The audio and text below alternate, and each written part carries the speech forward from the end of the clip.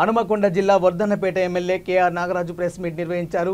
ఈ సందర్భంగా ఆయన మాట్లాడుతూ కేసీఆర్ కుంభకర్ణ నిద్ర లేచాడని, కవిత జైలుకు వెళ్ళాక కేసీఆర్ మతిస్థిమితం కోల్పోయాడని ఎద్దేవా చేశారు। ప్రజలను మోసం చేయడానికి కేసీఆర్ దేవరూపులకు వచ్చాడని అన్నారు। రైతులను మోసం చేసిన పాపం కేసీఆర్దేనని, రైతు బంధు పేరుతో కోట్ల రూపాయల స్కామ్ చేశారని విమర్శించారు। కేసీఆర్ చేసిన తప్పులను రేవంత్ రెడ్డి సరిచేస్తూ వస్తున్నారని ఎమ్మెల్యే కేఆర్ నాగరాజు తెలియజేశారు। అసలు కుంభకర్ణులు మన గత ముఖ్యమంత్రి ఒక్కరోజు కూడా పరిపాలన ఎలా జరుగుతుందని సచివాలయానికి వచ్చిన రోజు లేదు, లేకుంటే రైతులతో ప్రత్యక్షంగా కనీస బాధ్యత లేకుండా వ్యవహరించిన ముఖ్యమంత్రి ఎవరైనా ప్రపంచంలో ఎవరు ఉన్నారంటే కేసీఆర్। ఇప్పుడు చూడండి, అక్కడ గడియలు బద్దలు కొట్టినాక ప్రజలు తండోపాలు వస్తున్నారు, తమ బాధలు చెప్పుకుంటున్నారు। అలాంటి పరిపాలన మా యొక్క రేవంత్ అన్న గారు ముఖ్యమంత్రి గారు నాయకులం కాదు సేవకులని ఒక అల్టిమేటం ఇచ్చాడు। మమ్మల్ని కూడా అదేవిధంగా మీరు నాయకులుగా కాదు సేవకులాగా పనిచేయండి, ప్రతి మీ యొక్క కాన్స్టిట్యున్సీలో మీ యొక్క ప్రజలతో సత్సంబంధాలు పెంచుకుంటున్నారు। ఈ రోజు నిద్రలేసి వచ్చి స్టార్ట్ చేసేది ప్రభుత్వం పైన దుమ్ముపోయడం తప్ప ఇంకేం తెలియదు। ఏంటంటే మళ్ళీ కొత్తగా ప్రజలను తెలంగాణ ప్రజలను మోసం చేయాలి, అక్కజిత్తులతో వచ్చి ఈ పాప ఎవరిదంటే ఈ రోజు రైతులు ఇబ్బంది పడుతున్నారంటే పాప ఎవరు? మీది కాదా? సూటిగా క్వశ్చన్ చేస్తున్నారు, మీది కాదా? మీ పాపం వల్లనే కదా ఈ రోజు రైతులు నిజంగా ఇబ్బంది పడుతున్నారు। మీకు ఏటీఎం మిషన్ లాగా కాళేశ్వరం ప్రాజెక్టులు కట్టి మీకు ఏటీఎం మిషన్ తప్ప ఏటీఎం మిషన్ లాగా పనిచేస్తుంది తప్ప అది రైతులకు ఎక్కడ కూడా పనిచేయదు।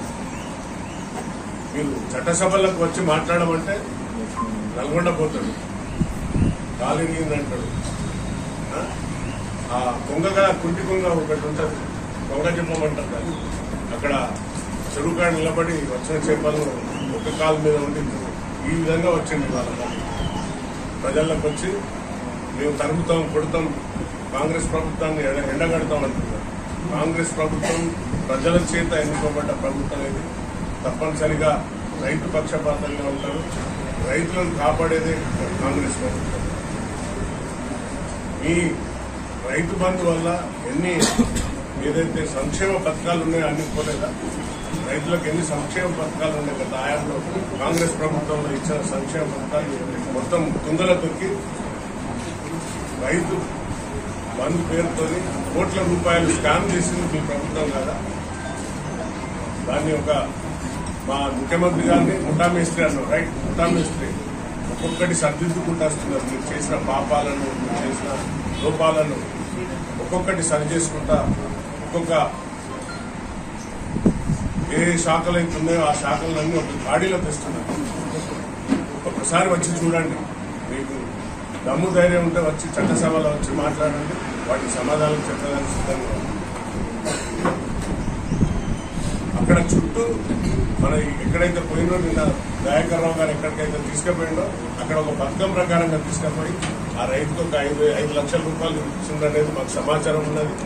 ఆ రైతుతోని ఆ యొక్క పర్టికులర్ ఆ రైతు ఒక 4-5 బోర్లు వేసుకున్నాడు పాపం, ఆ బోర్లు రాలేదు, సక్సెస్ కాలేదు। అక్కడ ఉన్న దేవరూపుల మండలంలో ఉన్న అన్ని కూడా ఓన్లీ బోర్ల పైన పండే పంటలు, తర్వాత వర్షాధారంగా పండే పంటలు తప్ప అక్కడ ఎక్కడ కూడా కాలువలు ఉన్న దాఖలు లేదు।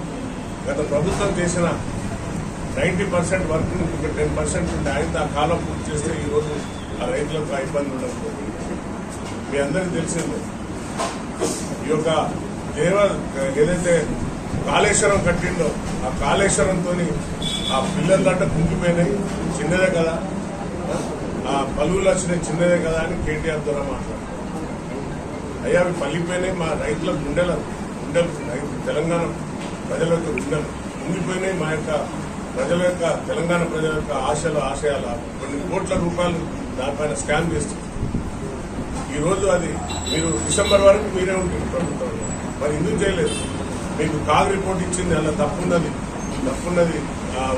డ్యామ్ను సర్దేయండి, 80,000 పుస్తకాలు చదివి అది ఎందులో డిజైన్లో తెలియదు, ఆ డిజైన్ ఎక్కడ డిజైన్లో తెలియదు, ఇంజనీర్లకు కూడా దొరకని డిజైన్ కట్టాడు కట్టి ఇప్పుడు ఈ యొక్క ప్రభుత్వం మీద దుమ్మెత్తుకొస్తున్నాడు. ఏంటంటే అప్పుడు వాళ్ళకి తెలుసు ప్రభుత్వం వస్తలేదు, ఎట్లాగో రావు మేము, ప్రజలు మమ్మల్ని చీకొట్టుకుని చీకరించింది అనే విషయం తెలిసి దాన్ని సరిచేయలేదు. ఎందుకంటే ఈ వచ్చే ప్రభుత్వం మీదనే ఈ యొక్క పాపం పోవాలి, రైతులు నాశనం కావాలని చూసిండు తప్ప, అదే కానీ ఆయనకు ఆలోచన ఉంటే అదే రోజు కాపాడడానికి కట్టి ఆ యొక్క నీళ్లను పైకి కాళేశ్వరం నుండి ఎత్తుకొస్తుందంటే ఈ రోజు మనకి ఈ యొక్క బాధలు రాకపోతుంది. కరెంటు విషయంలో మాట్లాడుతున్నాం. కాంగ్రెస్ రాగానే కరెంటు కష్టాలు వస్తాయి, రైతు కష్టాలు వస్తాయి అన్నట్టు. కాంగ్రెస్ వచ్చినప్పటికీ వచ్చే 4 రోజులు కాలేదు, 90 రోజులు పూర్తి అవుతుంది. 100 రోజులు 4 నెలలు అంటే సుమారుగా 4 నెలల్లో పోతున్నాం. ప్రజలతో మమేకమై పోతున్నాం. ఎక్కడ కూడా ప్రజలకు అన్యాయం జరుగుతుంది, ఎక్కడ జరుగుతుంది వాళ్ళని ఆదుకునే రైతులు ఏ విధంగా ఆదుకోవాలనే దిశగా నువ్వు రైతు బంధుతో కోట్ల రూపాయలు స్కామ్ చేస్తున్నావు. ఇప్పుడు దాన్ని సరి చేసుకుంటూ సరైన రైతు ఎవరు, రైతుకి ఎంత రావాలి, 5 ఎకరాలకు ఇద్దామా 10 ఎకరాలకు ఇద్దామా అనే ఆలోచనతో ఉన్నాం. మాకు కూడా పడ్డాయి, అయ్యా మాకు కూడా వస్తుంది. సరైన రైతుకు సరైన ఫార్మర్కి ఇవ్వండి. ఎవరైతే సరైన ఫార్మర్ ఉన్నాడో, ఎవరైతే కష్టపడి రైతును ఆదుకుంటేనే తెలంగాణ సుభిక్షంగా ఉంటుంది. రైతు అంటే రైతు వెన్నుముక, మన దేశానికి వెన్నుముక.